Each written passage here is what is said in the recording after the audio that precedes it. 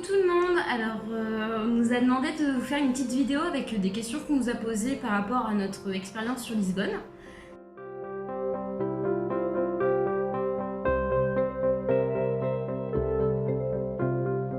Alors, peux-tu te présenter en quelques mots?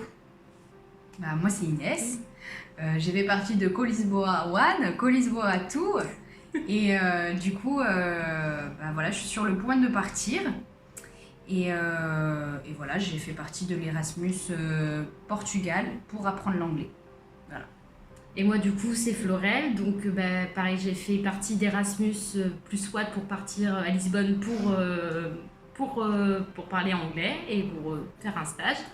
Et j'ai gagné Colisboa 2, voilà. Et moi je reste encore jusqu'au mois d'août. Peux-tu expliquer ce qu'est l'Erasmus en quelques mots? Donc du coup Erasmus plus Watt c'est une association qui gère l'échange entre la France et le Portugal. Donc contrairement à son cousin Erasmus qui est fait pour ceux qui sont en études, nous c'est vraiment faire des stages, donc c'est plus professionnel. Et ça nous a permis de partir justement à Lisbonne. On avait le choix avec Malte, l'Irlande, l'Italie et l'Espagne. Et la Hongrie maintenant, je crois. Oui. On peut même rajouter des pays si on trouve le stage et si on trouve le logement. Quelles étaient tes attentes avant de partir? Moi, mes attentes, ça a été vraiment pour apprendre mon futur métier, qui était dans la ressource humaine, et aussi pour pratiquer mon anglais. Alors tout le monde m'a dit « Waouh, tu pars au Portugal apprendre l'anglais ». Et faut dire que j'ai pas mal évolué, même si j'ai eu beaucoup de difficultés au tout début. Et tout le monde parle anglais ici, ils ont un très très bon anglais. J'ai appris mon métier pour plus tard, et en plus de ça, j'ai pratiqué mon anglais. Et je suis très très contente, malgré Covid.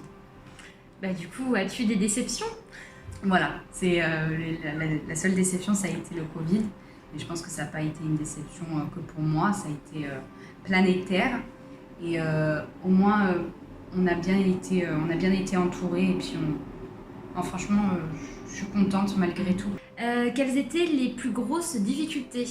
Alors moi, j'ai eu un gros problème en argument. C'est vraiment débile, hein, mais j'arrivais pas à trouver de la levure chimique comme on peut avoir en France dans les petits sachets Vainé ou trucs dans le genre. Et en fait, c'est dans des petits pots en métal comme des soupes Campbell. Et j'ai passé 3 jours entiers, à force de faire des allers-retours au magasin, pour trouver de la levure chimique.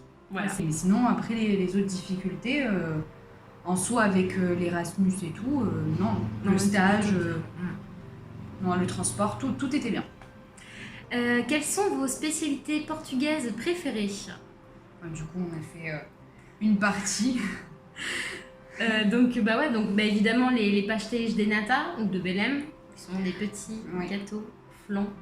Et quand on est parti aussi, tu sais, le market. Et une spécialité, c'est les tentacules là. Ah, on a mangé du poulpe avec un écrasé de pommes de terre. Et c'est une spécialité d'ici aussi. Ouais. Et c'est très très bon. Et pareil, les pastels de bacalao.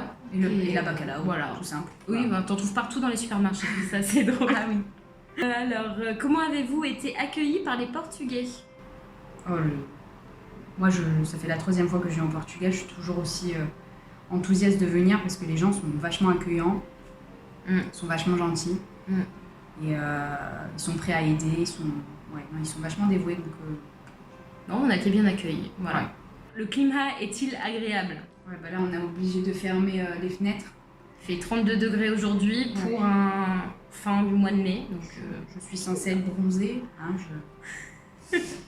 J'ai cramé, malgré tout, je crame jamais. Voilà. Donc, le soleil est assez vénère ici, le temps est assez vénère.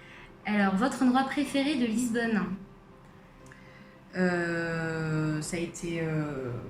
pour moi, c'est la place des commerces, parce qu'elle est très très belle, avec l'Arche. Ouais, puis moi aussi, Trazado Commercio, parce que du coup, on a il y a une petite plage, juste en bas de la plage des commerces, et il y a des couchers de soleil en fait, qui tombent sur le pont du 25 avril, juste à côté du Christ-Roi, et c'est vraiment magnifique. Quels ont été les événements les plus marquants de votre mobilité? Moi, les événements les plus marquants, c'est quand tout le monde est parti. Parce que Covid oblige, on avait le choix de rester ou de partir. Et la plupart d'entre nous ont voulu rentrer pour se retrouver à côté de leur famille, ce qui est compréhensible. Donc c'est vrai que ça a été assez marquant parce qu'on venait à peine de se connaître, ça faisait à peine un mois et demi. Un mois et demi. Mm. Et ça. Et moi, du coup, ça a été Toraj Vedras. Ouais, aussi. Donc le gros carnaval qu'on a pu faire, donc on était tous motivés, tous déguisés. Enfin, c'était une super journée. Il faisait une chaleur, mais il faisait une chaleur extrême, mais c'est un très moment qu'on retiendra tous et qu'on n'arrête pas de parler en fait. On a plein de vidéos sur ça, on n'arrête pas de les regarder et tout, c'est vachement bien. Ouais. Dites-nous en plus sur les transports. C'est bien desservi. Non, c'est vrai qu'on a de la chance d'être dans une capitale, donc du coup, bah voilà, on a des électricos comme ça, donc le tram, le métro, les bus, les taxis, les Bolt, les Bolt qui sont les Uber portugais. Pas cher. Pas cher, pas cher. Donc non, franchement, c'est super bien quoi. On a de la chance d'être dans une capitale, ça nous permet de pouvoir se déplacer où on veut, quand on veut, même le train pour aller jusqu'à la mer. Putain, oui. Ça, c'est... Non, le train pour aller jusqu'à la mer, mais c'est génial. Avez-vous un bon suivi par rapport à Erasmus ? Ouais. Bah là, actuellement, avec le corona, donc on a eu un appel toutes les semaines, en fait, de la part d'Erasmus, savoir si on allait bien.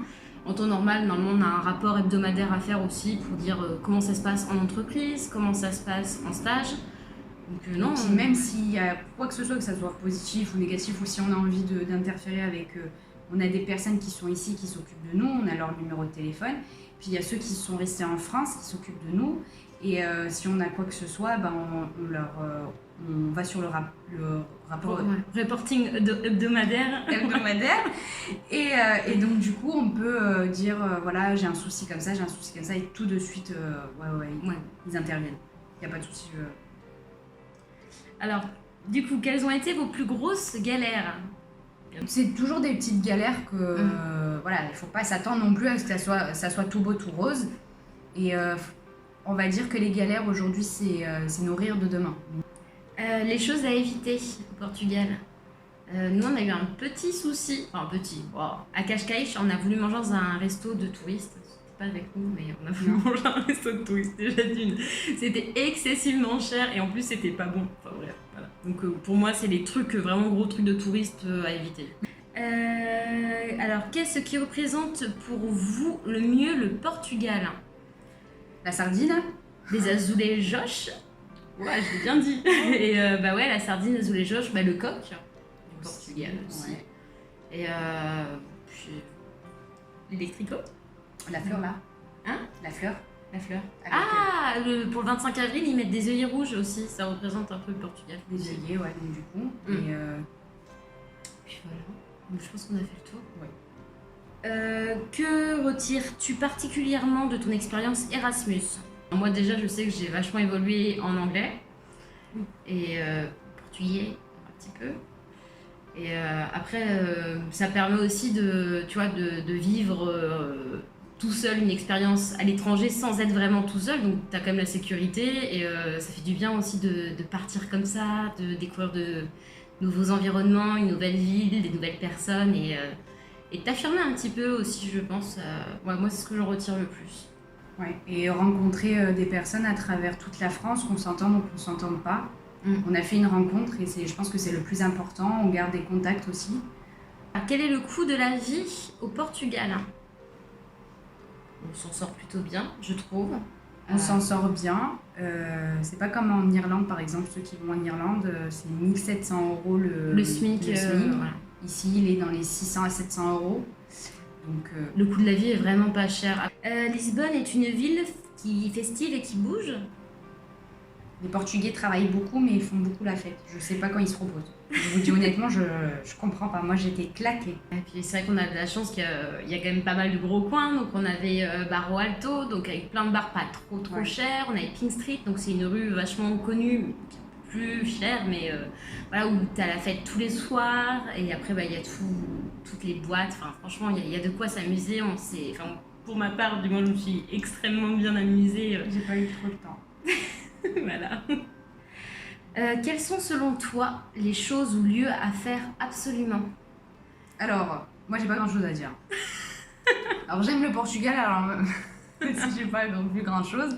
Je les ai vus en photo, c'est le principal. Non, il y a Belém à faire. Belém, ouais, qu'on a pu faire. Cascais, que j'ai Cascais. beaucoup aimé. Surtout les plages, ouais. Ouais, les plages sont super. Elles sont super belles. Après, en plein centre-ville, bah, il y a les rues des bars. Voilà, il faut les faire, hein, c'est quand même important. Et Bairro Alto, c'est très joli. Je suis pas allée. Hein. Mais c'était joli. Non, c'est beau avec les petites guirlandes entre les bâtisses. Et après, bah, évidemment, toute la rue du centre, il y a plein de bâtiments magnifiques. Il y a le musée des Azulejos, il y a les vues. Et qu'il y a plein d'espèces de miradors en fait où on a des vues imprenables sur Lisbonne. C'est des trucs à faire, surtout ceux qui font de la photo. C'est plutôt pas mal. Non Sintra aussi. Sintra, ah oui, alors Sintra, pour la petite anecdote, on a eu un petit souci, c'est quand on a voulu y aller, il y avait du brouillard à 1 mètre, donc on n'a pas vu les châteaux alors qu'on y était, on était devant, mais alors les châteaux jaunes, les châteaux rouges, on a vu que dalle. Donc voilà, donc après, oui, il y a énormément de choses à voir, même aux alentours de Lisbonne. Comment voyais-tu l'après Erasmus? Inès, tu voyais comment toi l'après Erasmus? Je le voyais pas. C'est que moi je comptais rester encore quoi. Non, fallait bien rentrer un jour chez soi. L'après Erasmus, ça va me manquer. Hein. Ouais. Ça me manque. Hein. On part avec un peu de stress, même si moi j'étais déterrée à y aller. Hein. Moi il n'y a rien qui m'arrêtait. Mais même avec le stress, même si la famille nous manque, même s'il y a plein de gens qui nous manquent, c'est dur. On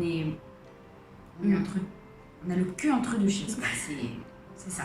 Donc ouais, l'après Erasmus, c'est enrichissant. C'est de bons moments. Les mauvais moments, on en rigole vraiment. Non, vraiment, c'est bien. Après, moi, l'après Erasmus, ça m'a ouvert sur pas mal de choses de la vie, comme on peut dire. Et du coup, c'est vrai que je me vois vachement à continuer ce genre de programme ou faire du bénévolat, parce que j'ai rencontré beaucoup de volontaires et je trouve que c'est quelque chose qui enrichit tellement que ça m'a vraiment donné envie de continuer sur cette voie-là. C'est vrai que ça nous pousse vers l'humain. On a ce besoin de vouloir partager et de prendre soin des autres. C'est très enrichissant, je le dis encore une fois. Un conseil pour quelqu'un qui veut partir faire un Erasmus à Lisbonne ou tout simplement autre part en Europe? Faut y aller, faut foncer, il faut pas se prendre la tête, Voilà, c'est une expérience qui est quand même super enrichissante où on n'est pas livré à nous-mêmes. Moi, c'est vraiment le truc qui m'a le plus rassurée. On a toujours quelqu'un pour nous aider et finalement, on a vu des choses tellement cool, on a rencontré des gens tellement super. Non, l'expérience était quand même vraiment très enrichissante pour moi. Il y a certains parents qui stressent énormément de voir leurs enfants partir, quand on est 18 ou même 25 ans. Hein, on reste toujours des bébés pour nos parents. Et faut leur dire, faut pas s'inquiéter. Et je parle aux parents, laissez vos enfants partir parce que c'est une expérience qu'il faut faire à tout prix. Je pense qu'on doit passer tous par là. Après, vraiment, parce que l'Erasmus, Amilora est basé en France, mais on a toujours l'entreprise d'accueil qui reste assez proche, assez présente, qui, voilà, de temps en temps, nous envoie des petits messages pour savoir comment on va. Enfin, ils sont toujours présents s'il y a le moindre souci, ils sont là, donc on n'est vraiment pas livré à nous-mêmes. Et voilà, donc c'est vraiment une expérience qui est quand même très sécurisée, mais en même temps, ça nous permet d'avoir une assez grande liberté aussi de vie. Bon, du coup, on vous remercie de nous avoir écoutés jusqu'au bout. J'espère que ça vous donnera envie de partir comme nous, ou d'échanger avec des personnes qui ont connu ce genre d'expérience. Parce que voilà, c'est intéressant aussi d'échanger sur ce genre de choses. Un petit mot de la fin. Si vous voulez partir, vous parlez à Pôle emploi, vous parlez à la mission locale. Voilà, et ils seront là pour vous en dire un peu plus. Pour vous guider aussi, selon vos choix, selon ce que vous voulez faire. Et puis comme ça, au moins, tout sera pris en charge, tout sera géré au mieux. Voilà. Bisous.